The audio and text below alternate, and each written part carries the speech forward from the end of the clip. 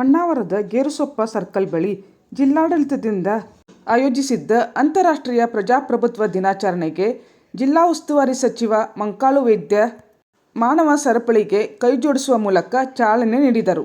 ಈ ಸಂದರ್ಭದಲ್ಲಿ ರಾಜ್ಯ ಆಡಳಿತ ಸುಧಾರಣಾ ಆಯೋಗದ ಅಧ್ಯಕ್ಷ ಆರ್. ವಿ. ದೇಶಪಾಂಡೆ, ಜಿಲ್ಲಾಧಿಕಾರಿ ಲಕ್ಷ್ಮೀಪ್ರಿಯಾ, ಜಿಲ್ಲಾ ಪಂಚಾಯತ್ ಮುಖ್ಯ ಕಾರ್ಯನಿರ್ವಹಣಾಧಿಕಾರಿ ಈಶ್ವರ್ ಕಾಂದು ಸೇರಿದಂತೆ ಇತರ ಅಧಿಕಾರಿಗಳು ಉಪಸ್ಥಿತರಿದ್ದರು. ಜಿಲ್ಲೆಯ ಗಣ್ಯರು, ಶಾಲಾ ಕಾಲೇಜುಗಳ ವಿದ್ಯಾರ್ಥಿಗಳು, ಸಾರ್ವಜನಿಕರು ಕೈ ಹಿಡಿಯುವ ಮೂಲಕ ಪ್ರಜಾಪ್ರಭುತ್ವದ ಪರ ಘೋಷಣೆ ಕೂಗಿದರು. ಸ್ವಾತಂತ್ರ್ಯ, ಸಮಾನತೆ, ಭ್ರಾತೃತ್ವಕ್ಕಾಗಿ ಈ ಮಾನವ ಸರಪಳಿ ಕಾರ್ಯಕ್ರಮ ನಡೆಯಿತು.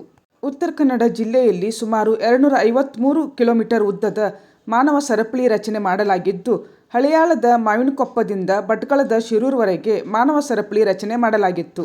ಈ ಮಾನವ ಸರಪಳಿ ಕಾರ್ಯಕ್ರಮದಲ್ಲಿ ಜನಪ್ರತಿನಿಧಿಗಳು, ಅಧಿಕಾರಿಗಳು, ವಿವಿಧ ಸಂಘಟನೆಗಳ ಸದಸ್ಯರು, ವಿದ್ಯಾರ್ಥಿಗಳು ಸೇರಿದಂತೆ ಸುಮಾರು 1 ಲಕ್ಷ ಅಧಿಕ ಮಂದಿ ಭಾಗಿಯಾಗಿದ್ದರು. ಕಾರ್ಯಕ್ರಮದಲ್ಲಿ ಸಂವಿಧಾನದ ಪ್ರಸ್ತಾವನೆ ಬೋಧಿಸಿ ಪ್ರಜಾಪ್ರಭುತ್ವದ ರಕ್ಷಣೆಗೆ ಕರೆ ನೀಡಲಾಯಿತು. ವಿದ್ಯಾರ್ಥಿಗಳು ವಿವಿಧ ವೇಷಭೂಷಣಗಳ ಮೂಲಕ ಜಿಲ್ಲೆಯ ಕಲೆ, ಸಂಸ್ಕೃತಿ ಪ್ರದರ್ಶನ ಮಾಡಿದ್ದರು. ಕಾರ್ಯಕ್ರಮದ ಅಂಗವಾಗಿ ನಂತರ ಮೂಡಗಣಪತಿ ದೇವಸ್ಥಾನದ ಆವರಣದಲ್ಲಿ ಸಚಿವ ಮಂಕಾಳು ವೈದ್ಯ ಅವರು ಗಿಡ ನೆಟ್ಟು ನೀರೆರೆದರು.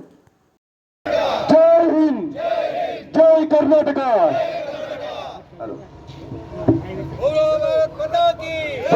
ಭಾರತ್ ಮಾತಾ ಕಿ, ಭಾರತ್ ಮಾತಾ ಕಿ.